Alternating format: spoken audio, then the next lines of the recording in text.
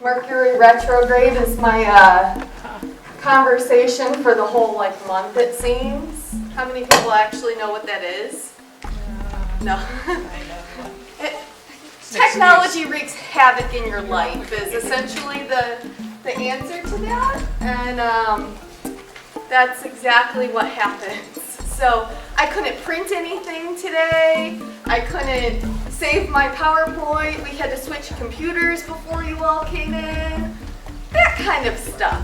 So for joining us on Mercury retrograde day. No, I'm just kidding. I'm Amanda Blunt from Roseborough Travel. I am one of the owners of Roseborough. Tiffany Clay is my business partner. Say hi, Tiffany. She loves coming up to the front. She loves talking in front of crowds. She's going to sit down right now. Tiffany is very happy that I don't pull her up to the front. Bretta Poole is here. Bretta Poole is our Brit agent. You got to hear her last month if you came and you came to Let's Talk Travel for Ireland and Scotland. So Bretta is a Brit agent, as I said, and a specialist in a great many things, including all-inclusive resorts. And she also has actually been to Africa. So if you are interested in learning a little bit more, she'll be happy to talk with you about her experience as well. I have Anne, I see sitting in the back of the room there. We have Anne Osowski. She is one of our agents, and she's actually outside of the office, but she is amazing and works with us, and she specializes specifically in Hawaii and celebrity cruises and a few other areas, I think Disney, correct? So we've got a really good team, but today we are talking to you about travel, bucket list destinations, including South Africa, and protecting your investment. So you're going on these amazing trips, but you need to protect that investment with travel insurance. So we have the professionals in the industry here to speak with you today, and I have Brian and Bruce to talk with you today. Brian's from Berkshire Hathaway. Why don't you come on up to the front a little bit? And I have Bruce from Salute Africa. So buddy, welcome. They're going to be Jumbo to you today. Jumbo. So I'm going to start out with, and they're going to take the mic and pass the mic back and forth between each other. I will turn this on for them. You guys actually have to act friendly and stand closer. All right, we will. You have to stand closer to each other. But my first question for the team of guys is, what is your #1 dream adventure? And Bruce, that's your... You know, when she said that, I really had to think about what in the world would be something different and fun that I hadn't done before. And so I've traveled, and I've had the opportunity to see some great places around the world. And so I thought about it, and I thought, you know, this is exactly what I'd love to do, is drive that Daytona track in a Ferrari. I had the chance when I was about 19 years old. This goes way back, right? About 3 years ago when I was 19. So I had a little 240Z, and back in those days we had the opportunity to drive on the inside of the Daytona track, but I wanted to drive that track fast. We didn't get a chance to do it that day, so I thought about it. I thought, gee, a Ferrari on Daytona, that would be a lot of fun. Very cool.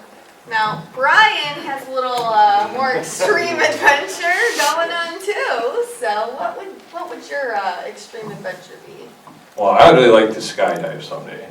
That's really what I'd like to do. I don't know where exactly. I have to get some training first, I believe.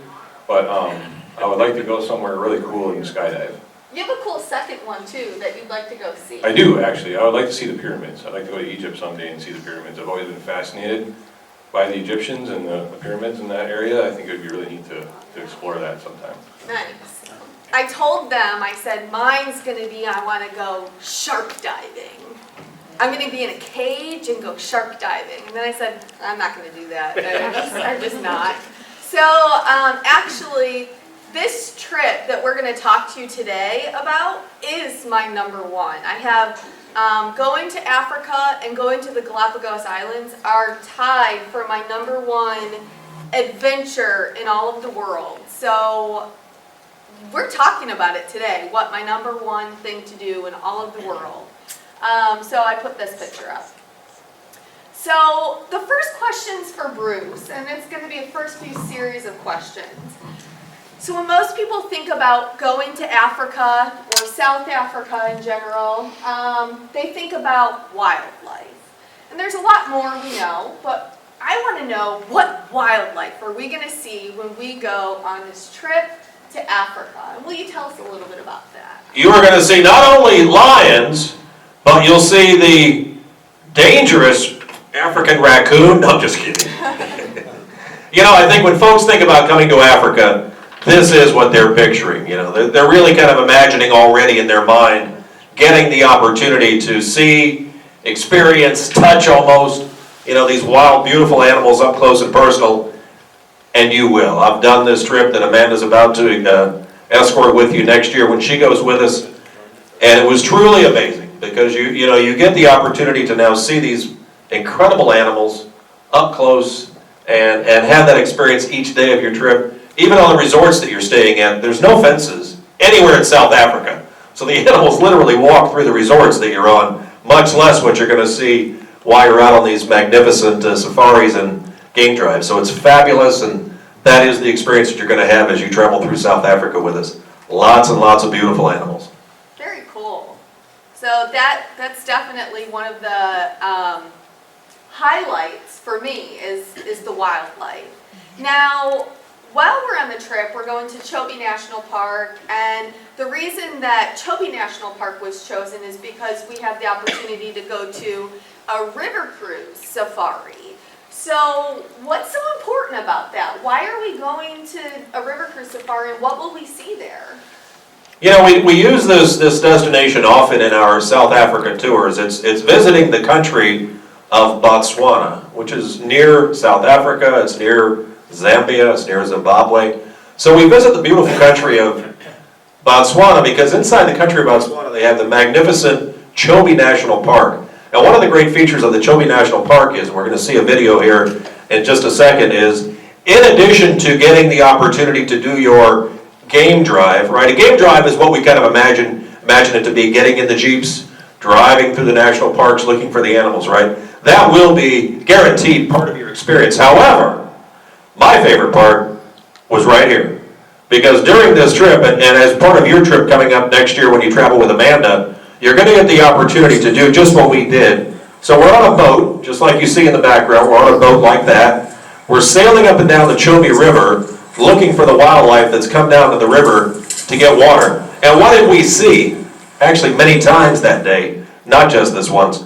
But that day we came across this big herd of elephants that decided they were going to swim across the Chobe River right in front of us.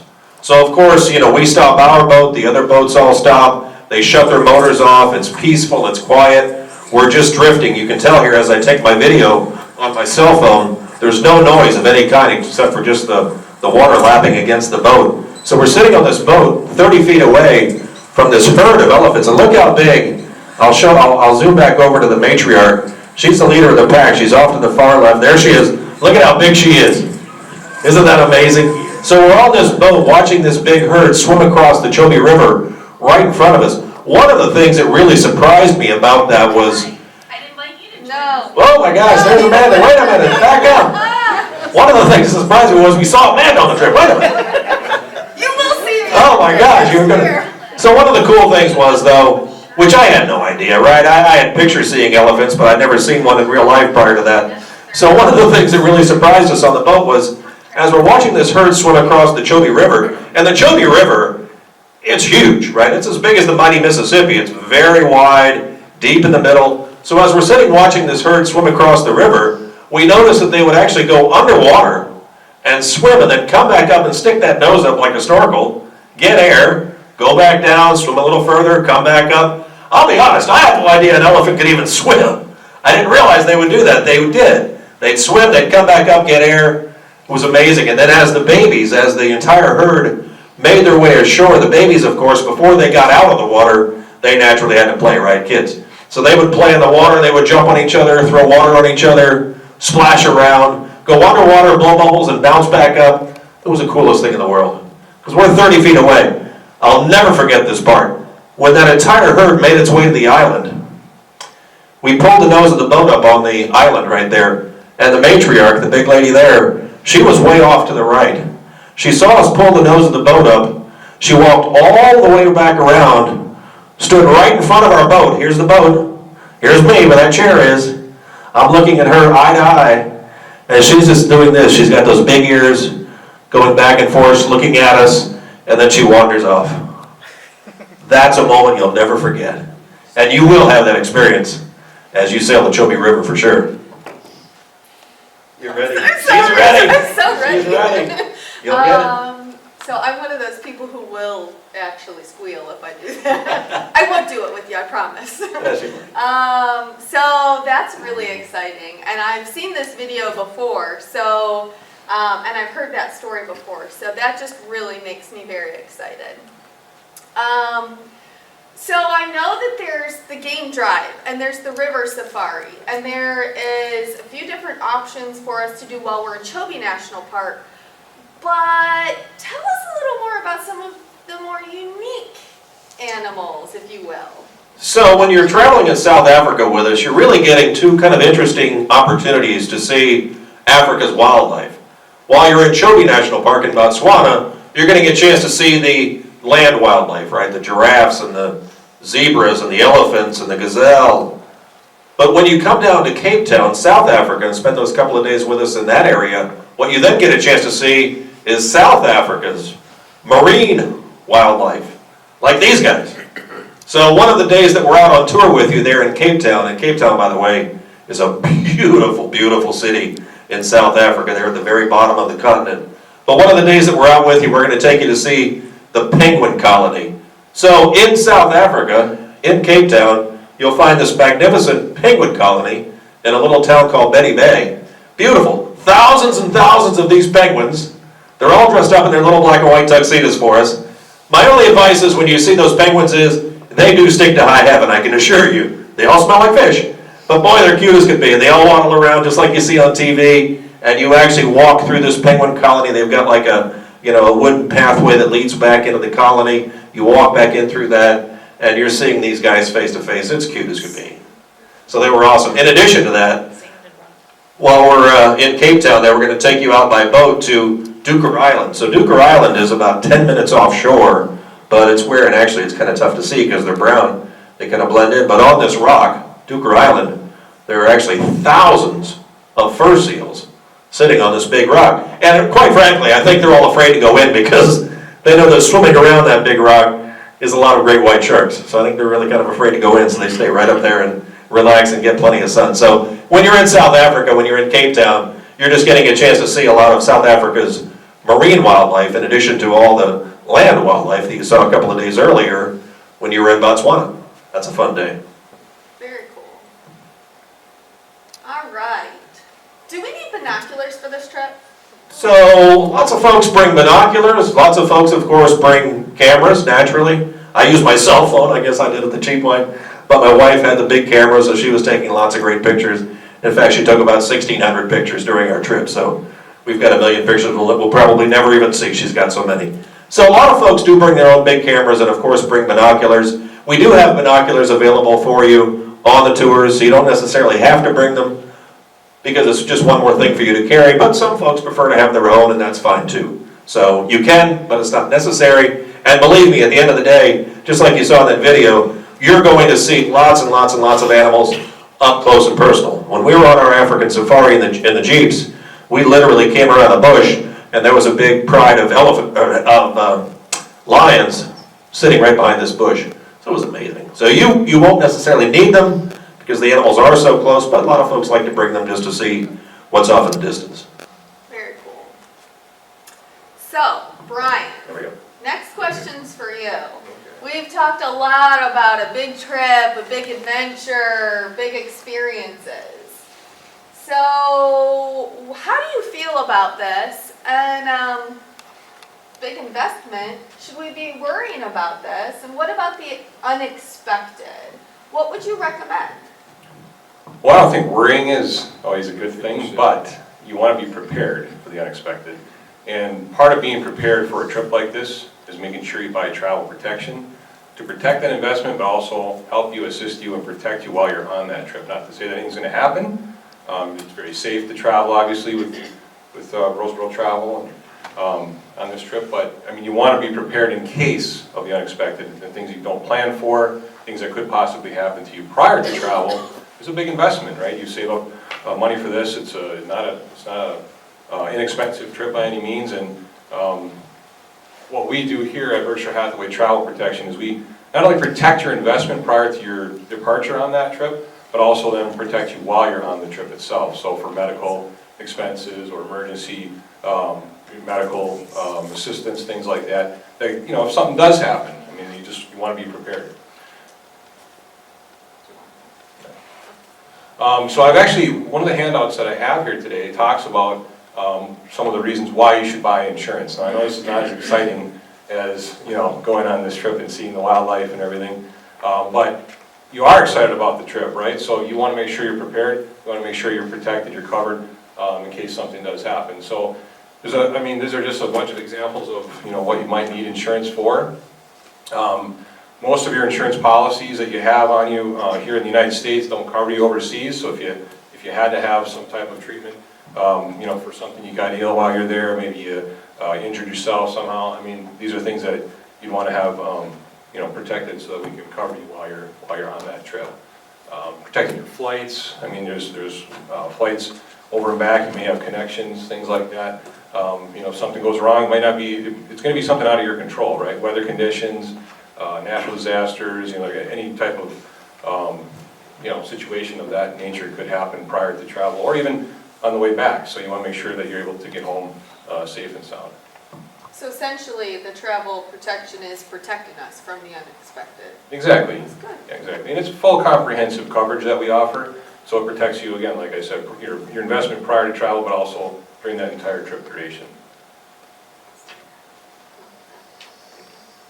So, the biggest question, I think on a normal basis that we get is, how do I know that I'm getting the right policy? Well, Especially for a big trip. yes. We have essentially 4 options available, so we're keeping it simple with those 4 options. However, of the 4 options, there's going to be one in particular that really is going to be your best choice for this type of travel, for this type of trip, because it is a higher cost, it's a more extensive trip, it's you know, overseas, you're going to need a little bit more coverage than, let's just say, if you're traveling domestically. So we have our Exact Care policy, which is really our most comprehensive plan. It's reasonably priced, but it also is going to protect you, you know, fully for that type of travel. Exact Care. Exact Care, yes. All right. Do I really need travel protection? I have already health insurance at home. Do I really need it? Well, I would say yes, because again, I mentioned this earlier, most insurance that you have here in the United States, your health insurance, whether it's through you know, your employer, through Blue Cross Blue Shield, through, you know, wherever, is not going to necessarily protect you while you're overseas. So you want to make sure that you are covered in case something does happen. Again, this is always for the unexpected. You don't expect to get injured, hurt, or something happening because we want this trip to go smoothly, but you know, insurance is one of those things that, you know, you could probably skim by without it, but you're sure glad if you know, you have it if something does happen. So this is what our Exact Care policy looks like, and there's brochures that I have and that you should have here, but this kind of lays out the different coverages within the policy itself, and you can see it's got everything you need. Trip cancellation, interruption, travel delay, baggage coverage, you know, missed connection if you have connecting flights, medical expense coverage, emergency evacuation, you know, there's a number of different services that we include as well to assist you if you need it.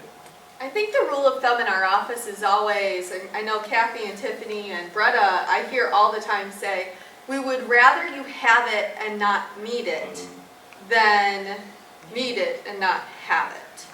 So that's the worst thing, is when you actually absolutely need the travel insurance and wish that you had it, and then go, I didn't buy it.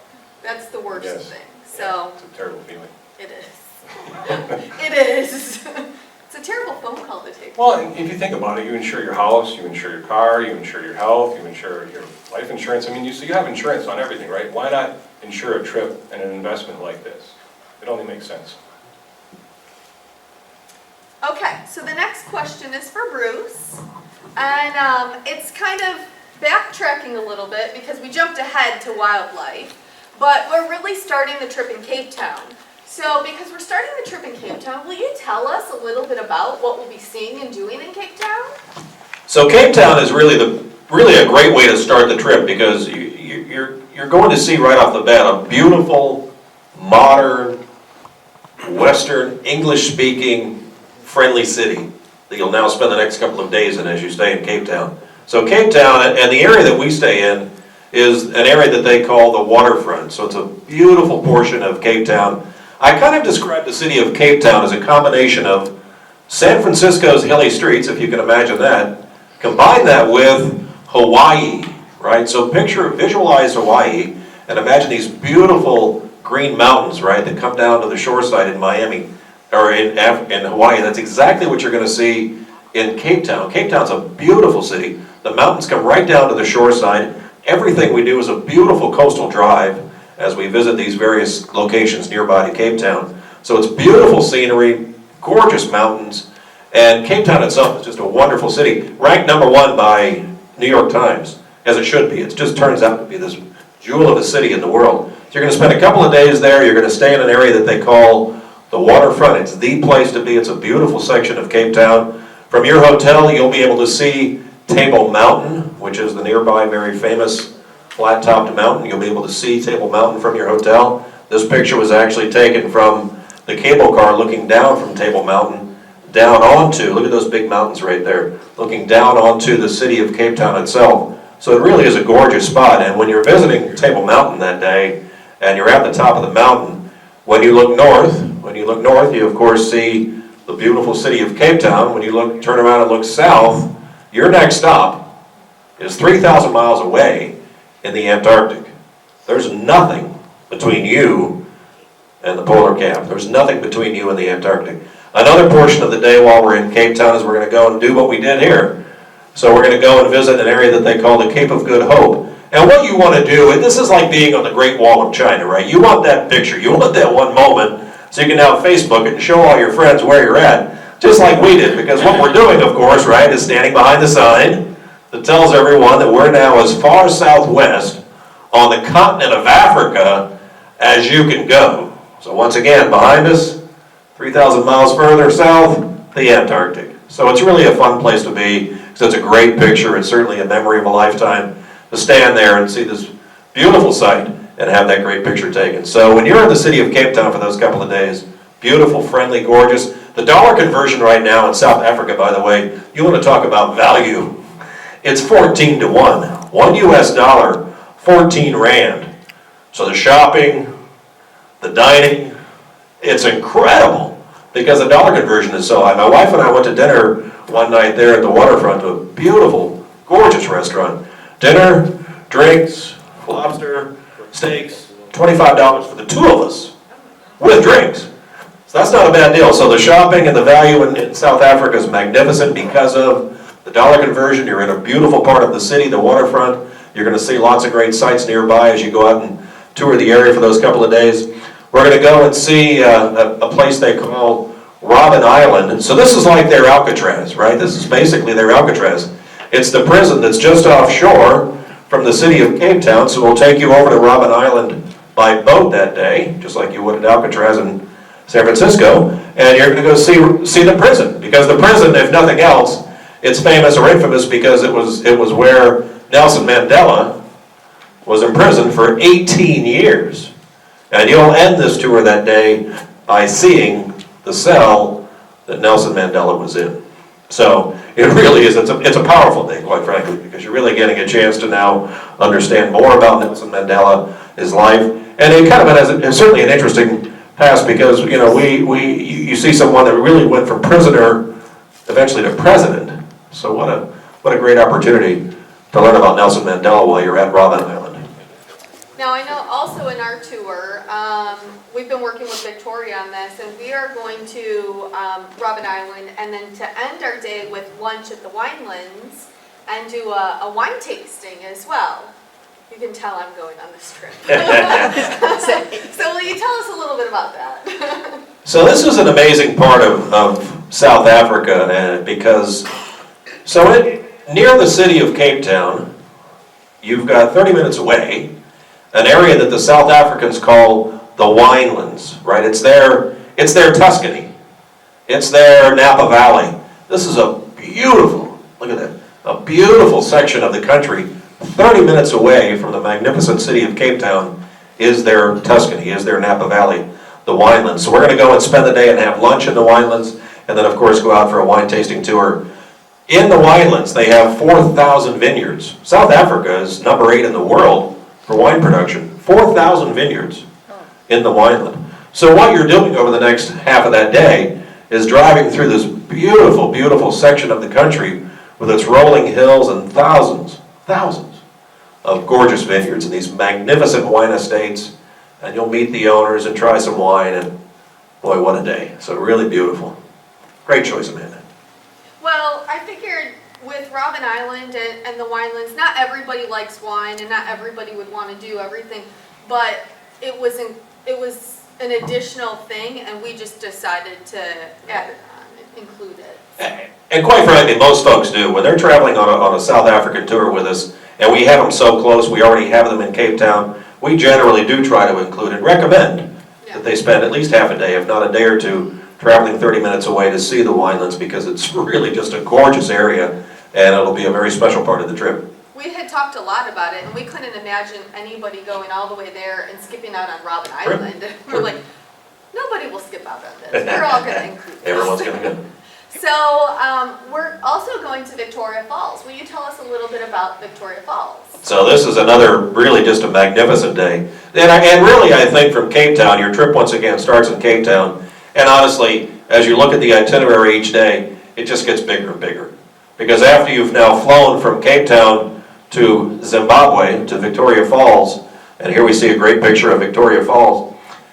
It's about a 2-hour flight. You're going to connect in Johannesburg and then go on up to Zimbabwe to the international airport and spend the next couple of days there near the falls. This is a beautiful portion of the country because you've got the two countries of Zambia and Zimbabwe next to each other. One side of the waterfalls is on the right. We have Zambia. On the left over here, we have Zimbabwe. So the two countries literally border the river and are wonderful locations to go and see the falls.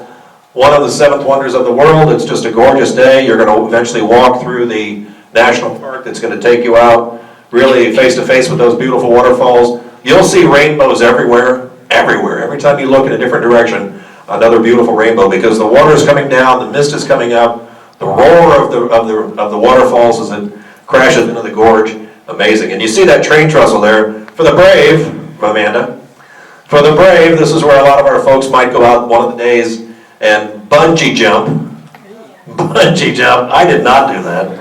Bungee jump. Brian would be, I guarantee it. Brian would be the guy bungee jumping off of that thing. So they can they can go and bungee jump off that bridge, which of course is right at the head of Victoria Falls. And actually in the evenings there's a train that goes out, and they do a sunset dinner cruise on the train, and the train actually parks their train cars on the bridge at sunset, and the folks then sit on the train and have dinner. What a great evening. So anyways, this is going to be a beautiful day as you actually get a chance to now go and see Victoria Falls. And this is truly one of the highlights of the trip. Isn't it called the Rolling Thunder? Yeah. Or The Smoke That Thunders. Smoke That Thunders, thank you. Mosi Atunyu is African for the smoke that thunders, and that's what Victoria Falls was named after. Very cool. Who's excited? I mean, I'm excited. I want to go again. Now that I'm seeing all these pictures, I want to go back. I want to go again. This was great. Okay, so the next question is for Brian, and I have a little story background. Did anybody in here go to Alaska with me?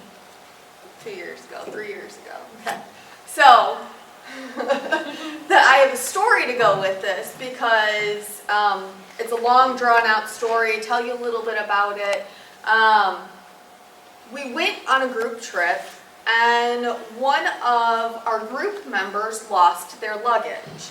The group member happened to pack a very, very valuable piece of a camera or something like that inside of their luggage. And we got all the way to Alaska, and their luggage is lost. It's a normal, black piece of luggage. The luggage is lost, and it's the beginning of the trip. Well, you're going somewhere, it's the beginning of the trip, we have connecting flights, we have no clothes, we've lost cameras, we've lost clothing, we've lost everything. What do? We spent countless hours in the airport dealing with the lost luggage, the claim forms, the this, the that. Then we spent days on the phone back and forth with the agency, and Kathy and Tiffany were calling probably Delta, I don't remember the airline that we were working with, whatever airline it was. And then we were filing claims with the insurance company, it wasn't Berkshire Hathaway. We were filing claims with the insurance policy, we were dealing with all of that, and then when we returned, we had to submit all of these insurance claims, we had to help the client make copies and submit paperwork, and it took weeks by the time all was said and done. Weeks. So will you tell us, what is Berkshire Hathaway's process, and is there an easier way? Yes, there is.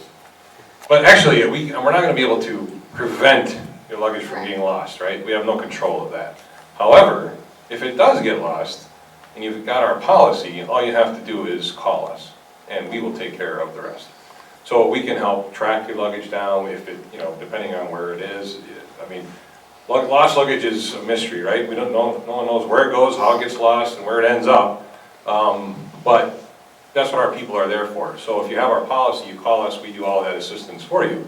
So we're the ones, instead of you, we're the ones calling, Delta or whatever airline you're on, trying to track your luggage down for you, find it, get it delivered to where you're staying, or whatever. But then we also, if the luggage is just lost forever and cannot be found, we can reimburse you for those items up to a certain amount, depending on the policy you buy with us for that lost luggage. So working with us is really easy because, again, it's a phone call, right? And we can handle any of that assistance with tracking down the luggage. Now, in our air care policy, I don't know which. That's a video. There was a video. Sure, yeah. We can just demonstrate, kind of how one of our policies works. It's called air care. Air care actually has a very unique, I don't want to say it's a coverage, it's more of a, we're going to pay you for the inconvenience, right? So you can actually buy our air care policy primarily to, let's say, protect your luggage, on your flight, because that's generally where it would get lost, right? We'll watch the video and kind of show you how it works. It's pretty cool.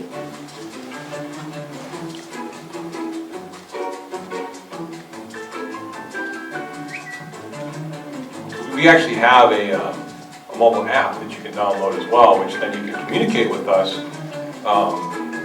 through that mobile app for claim information, policy information's on there, for assistance. We can keep you informed as to what's happening. If we're providing assistance to you. And this would be working with your flights primarily on this air care policy. So if you are delayed, things are going wrong. With this air care policy, we actually have a fixed benefit amount that we just pay to you for that inconvenience. If one of these types of things happens to you or to your flights. Amanda calls it cancellation insurance. I like the name. So here's an example. His guitar got wrecked.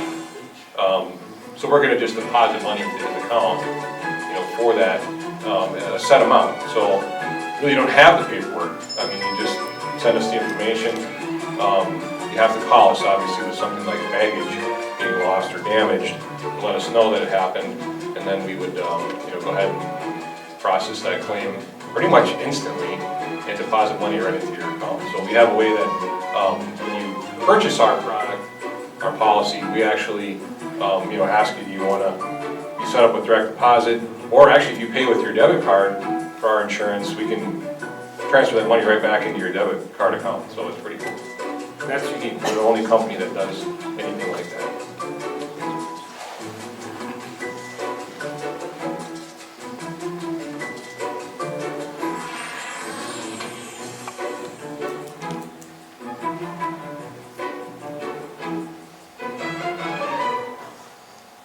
Seems pretty easy, right?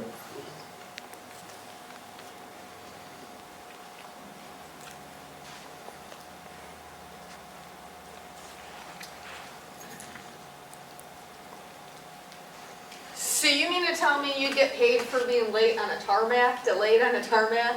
You do, $1,000 per person. That's pretty cool. Yeah. My husband travels for work all the time. And I can't tell you how many times he gets delayed on the tarmac. He hasn't had a lot of lost luggage, but delayed on the tarmac is a really big thing, especially for people who travel often. Yeah, let's go to that next slide and we'll show everybody. Oh, it would be nice if I put the slide view up. What the air carrier policy is really neat. You can actually buy the air carrier policy. It's really inexpensive. It's $46 for international flights, which obviously this trip would be. But this is what you're going to get paid. If these, we call these inconveniences, happen to you on your flights. If the flight is canceled, we're just going to give you $250 per person as that inconvenience, along with whatever the airline might do. Now that's if the airline cancels the flight for some reason. There's no misconnection on an international flight, there's no misconnection coverage there, but for a flight delay of 2 hours or more, we're just going to pay you $50 per person. For baggage loss, $1,000 a person. No matter what's in your luggage, you're just going to get $1,000 each. It's a pretty nice little payout. You can do whatever you want with it. For a baggage delay, it's $500. So if your bags are delayed, once you arrive at your destination, and now you don't have anything, we're just going to deposit $500 per person into your bank account, so that you can use that money to buy some things while you're there. And then also we have the tarmac delay, which is $1,000. If you're stuck on the tarmac for 2 hours or more, it's just paying you for those inconveniences. Flat, fixed benefits that we pay for that low rate of $46 per person for that policy.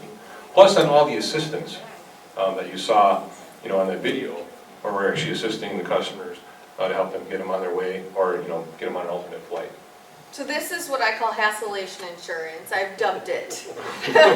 Because it helps with just the hassles of traveling. You have to fly to get places that you want to go to, but for the hassles and the inconvenience of some of the issues that may arise, it's nice to get paid if your flight is that delayed. Exactly. All right. So this has to do back with our trip. What policy, which you kind of already answered, but which policy do you think is the best one for our trip specifically?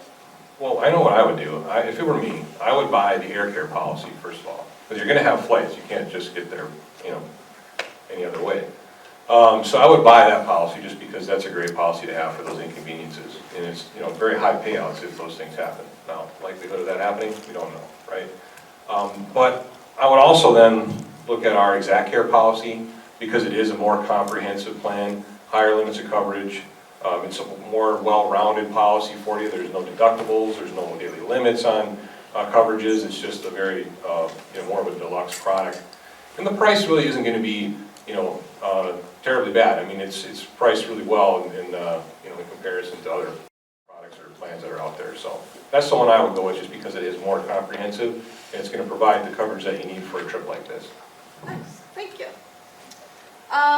Okay, so the next question's for Bruce.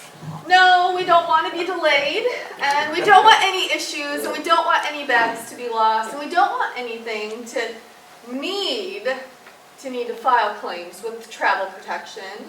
But we had to talk about it. We had to, go down that path to know what our options were. But we do want to know, what are our accommodations going to be like on this trip?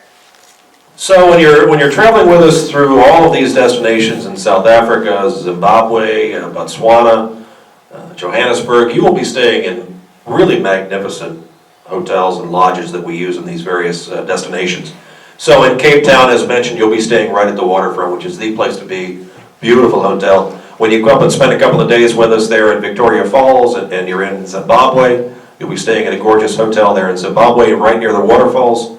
When you travel over to Botswana, you'll be staying in the Chobe Lodge, and that's where you're really kind of getting this opportunity to experience a bit more of the safari experience as you're in Botswana for those couple of days, staying in the beautiful, beautiful Chobe Lodge.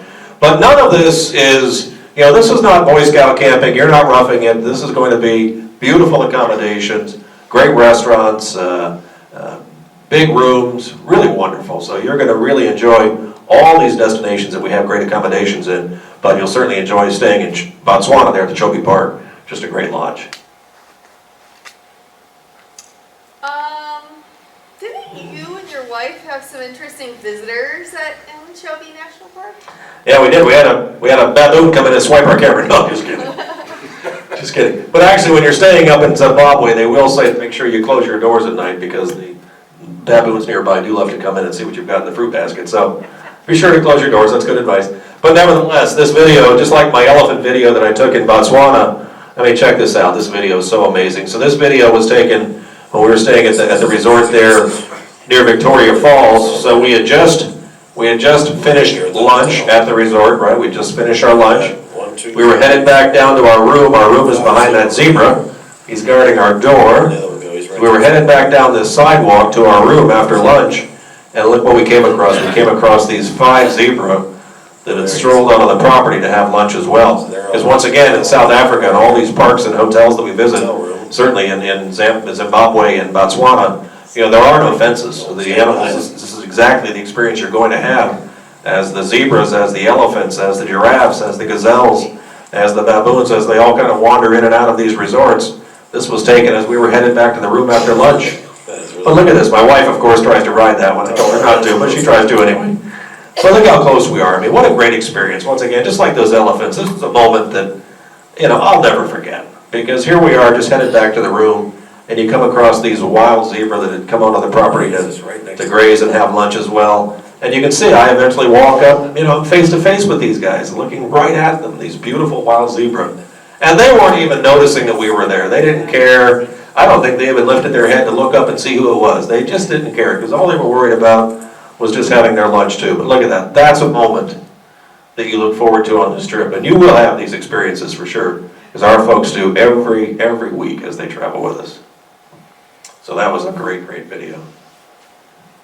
So, many of you know my husband and I lived in India for a little bit when I was in college, and we could walk up to deer like that. The deer aren't thrilling to me. Zebras are like, yes! And cobra lived in our thatched roof. But Cobras. I don't want them. No. I want the zebras. So that's really cool. So the next question is about dress, attire. What attire should we be packing?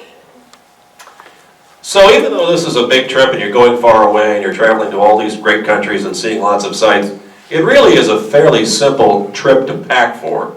Because A, there are no formal nights. Certainly we're not going to take you out in tuxedos and ball gowns anywhere, so you're not worried about packing any of that. So what you're bringing with you are jeans and comfortable pants and walking shoes and possibly a jacket for the evening, some kind of a windbreaker or a small jacket for the evenings possibly.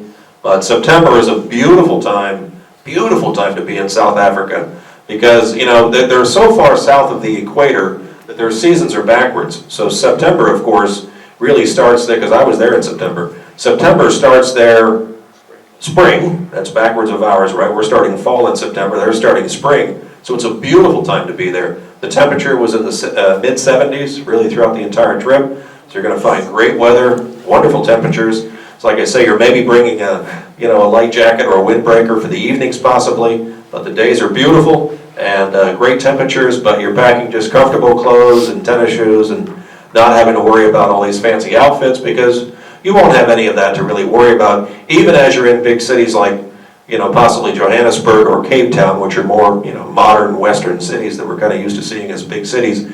Even there, comfortable clothing is fine. There's no, particular dress codes in the restaurants that you're going to visit. So you're not worried about any fancy clothing. This is just packing comfortable and enjoying the trip. How many people is that thrilling to? You don't need to pack the dress clothes and high heels, True. right? Tuxedos. I think that's exciting. All right, visas. Not the credit card. You probably want to bring that. But the visas for your passports. Do we need them? How do we get them if we need them? What's the deal? So it's real easy. So South Africa, the country of South Africa, does not require any visa for U.S. Citizens, so that's real simple. So when you're visiting and spending those few days in South Africa, the country of South Africa, no visas are required. Zimbabwe does require a visa. It's very simple. You actually get it as you arrive at the airport that day in Zimbabwe. You get your $60 visa in the airport. So as you get off the airplane, the first thing you do is go through immigrations and get your $60 visa. That takes care of what you need for Zimbabwe, and you're done. So Johannesburg. we're going to wrap up our trip then. So let's just kind of recap. And by the way, make sure you've got flyers. We've got flyers on the table about the entire trip. Our trip will be September 22nd through October the 2nd, 2017. So it's about a year away, starting next month. So come October, Amanda should be able to get all of your international air flight information, so she can get that to you soon as the airlines release it. So we've started this trip out with a couple of days in Cape Town. We've then flown from Cape Town up to Zimbabwe to see Victoria Falls. We've then gone over to Botswana to see the Chobe National Park, spend a couple of days there, go on safari, do the water safari as well as the land safari, both. So you're getting a chance to do both. And the land safari was fun because that's where you're in the Jeeps and you're kind of getting what we kind of visualize the true safari to be. You're in the Jeeps, you're driving through the national parks, looking for all the animals, thousands and millions of animals all over the place. It's amazing. I didn't see a picture, by the way, of the Zambezi River. I thought we may have had a picture there. When you're up in Victoria Falls, we were showing the pictures of Victoria Falls. One of the days that we're in that area, we're also going to sail the Zambezi River. And the Zambezi River was fun because it's what feeds Victoria Falls, but that's where you're going to see hundreds and hundreds of big hippopotamus. And I have to admit, I wanted to bring a hippopotamus back really bad. I have a pool, so I know where he's going to go. But those hippopotamus, they were amazing. So you're on this boat, it carries like 400 people. So you're not on some dugout worried about the hippopotamus, because they are dangerous. So you're on this big boat, you're having drinks, you've got music going, you're sailing up and down the Zambezi River looking for animals that come down to the river, just like you're going to do in Botswana when you get there. But on the Zambezi there in Victoria Falls, that's where you're going to see lots and lots and lots of hippopotamus. And it was just cool, because as this boat would sail past these big hippo, and they're as big as an SUV, man, I was surprised just by how big they were. And they're so cute, they're cool. But as the boat would sail past these big hippopotamus, and I don't know how they do it, they're so big, but they would kind of launch themselves out of the water and open that big, huge mouth like, hey buddy, this is my river, back off. And we'd sail past them, man. Anyway, so we wrap up our trip, then I got sidetracked. So we're going to wrap up our trip then by seeing and staying overnight in the city of Johannesburg. So Johannesburg is back in the country of South Africa. It's north of Cape Town, well north of Cape Town. And it's actually closer, when you're looking at the map, it's actually much closer to Victoria Falls and Botswana, because it's in the northern portion of South Africa. But Johannesburg is interesting because, and it's very different from Cape Town. Cape Town is really, I would describe it as just a world-class, beautiful, beautiful city because of its setting on the coast, because of the mountains, and really just gorgeous. Johannesburg is a big, very modern Western city. So we're going to stay overnight there. We're going to take you on a day tour, the last day of the tour, to see the city of Johannesburg and kind of get a feel for what the city looks like. And it's really just a magnificent, modern, big city. One of the number 40, it's within the top 40 big cities in the world. So it's a massive city and really quite a way to end the trip. So it'll be a lot of fun. Very cool. Thank you. Brian, we already talked about this. I just really wanted to know. I really needed to know what is the best trip for this. What's the best policy? That would be the executive policy. Still? Still. Still. It hasn't changed. We don't have any other policies that are good for this trip. It's like when I ask my daughter, "You sure you want chocolate milk? Yeah. Are you sure?" All right, Well, I'm let sorry. me just, real quick though, before, yeah. So if you want to know the price of this insurance, you should ask one of these Roseborough Travel agents, and they'll get you a price. It's based on a few things. It's based on the cost of the trip and then your age.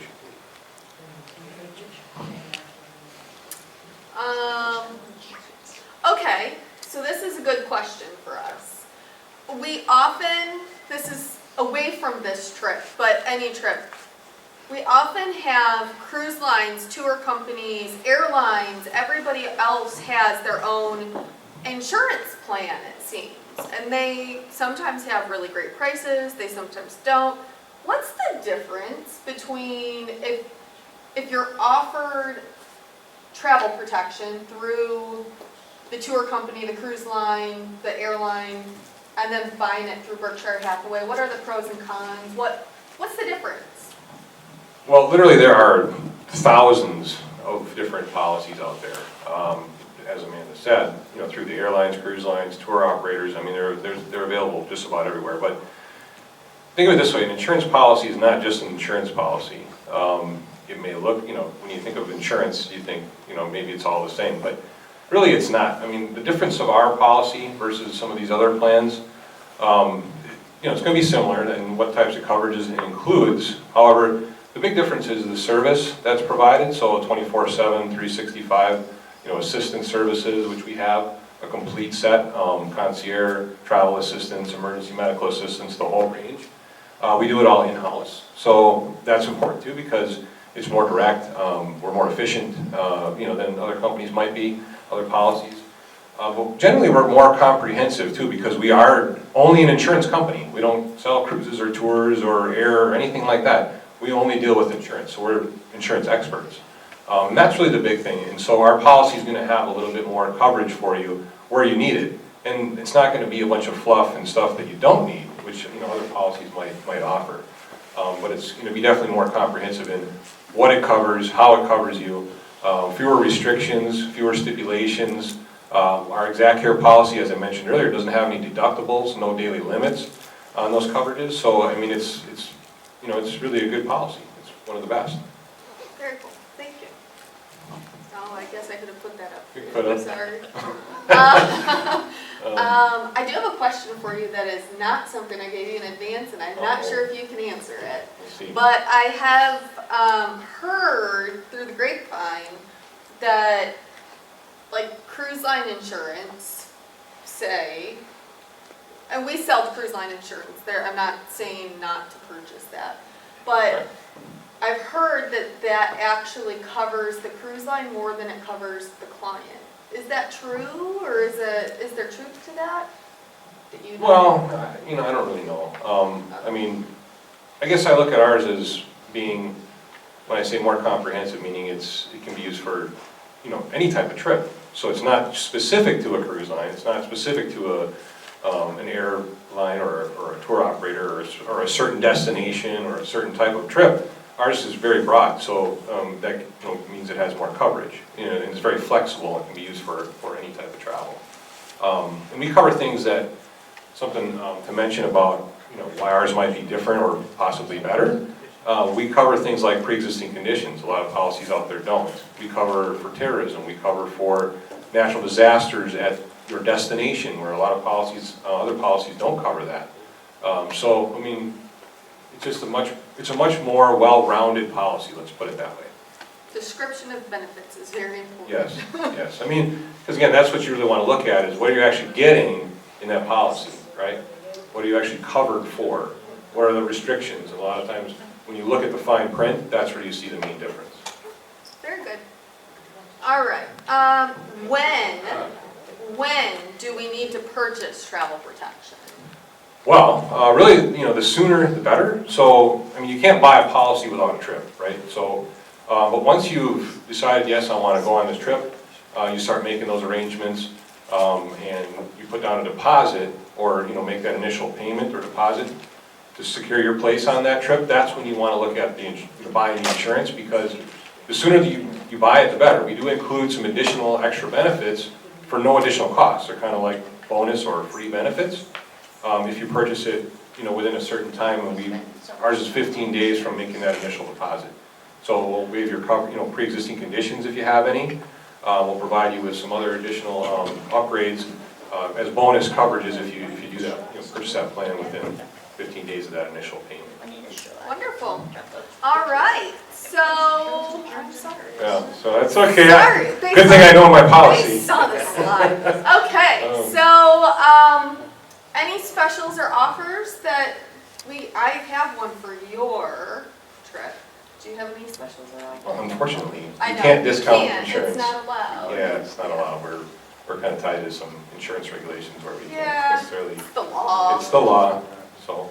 So there is one, if you are interested in going on the Salute Africa group trip and you book it by the end of the month, September 30th, you get $100 off, okay? And that is just something that's offered, if you book it by the end of the month, you get $100 off. You don't have to have come to this presentation for that. You don't have to have, signed up for an appointment today or anything like that. It just has to be booked by the end of the month and you get $100 off. So you can share that with your friends and family if you're coming to gather information and then going to bring it back to your friends and family. Did you have anything else to add? No? Do we have questions? Yes. Do we need shots? Do we need shots? Vaccination? Great question. So, no shots are required any longer. When I went, Zambia, Zimbabwe at that point was requiring yellow fever shots, which are now no longer required, so shots are not Are they necessary. recommended? Shots are not recommended. Well, I mean, we of course would suggest maybe you talk to your doctor, let him know where you're eventually going, that this is, you're going to Africa, and see if it's something your doctor might suggest, but there are no requirements of any kind for any kind of shots to the countries that we're visiting, Zambia, Zimbabwe, Botswana, South Africa. None of those countries require shots of any kind right now, so it's nice. Great. So they finally got rid of that because they'd had that for years and it's no longer required. Great question. Yes?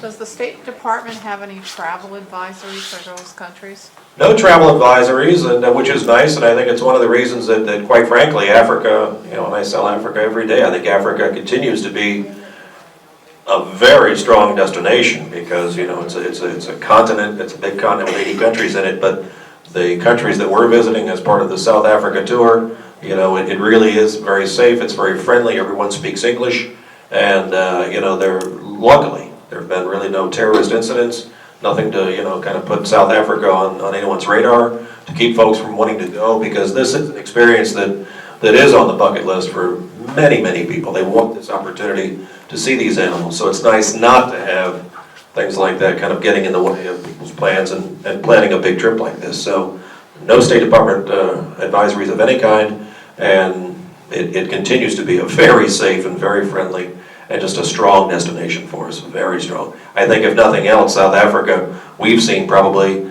an increase almost in business because so many destinations, other destinations around the world, including many parts of Europe, are now places that folks are nervous about going to. So they're seeing South Africa as never being in the news, which we kind of assume is a good thing because it gives us the impression it's safer, which it is, and it means that more folks are coming to South Africa because they're not going to some of the other destinations around the world that they might have otherwise visited. Diane, you have a question? You have a number of internal flights in this. Are those flights on commercial airlines or are they on charter airlines, and how big are the planes? They're commercial flights, and they're all modern aircraft, 737s, 757s. So they're all modern aircraft. You're not going to be flying with any chickens or anything like that. Any, small pedal aircraft. Yeah, it's nice. So you're going to fly modern aircraft in the airports that you'll be in. Zimbabwe, Johannesburg, Cape Town, modern, beautiful, big airports. So yeah, you won't have any problems with the airports or the airlines. They're really wonderful airlines, but they're all modern jet service. And we don't have the flights yet because it's still over a year out at this Right. point. Yes. What about, is there any restrictions on the luggage or weight limit or suggestions? Yeah, so really the restrictions come more with what the airlines are going to eventually have, what their restrictions would be for, the number of bags you could bring for free. With international flights, generally, you get 2 bags and they can be, 50 pounds each or something like that. So once we know what airline we're using, then we can tell you then what the airline's guidelines are for their baggage allowances. But we as a tour operator, we don't necessarily have, specific requirements of you can bring 1 bag or 2 bags.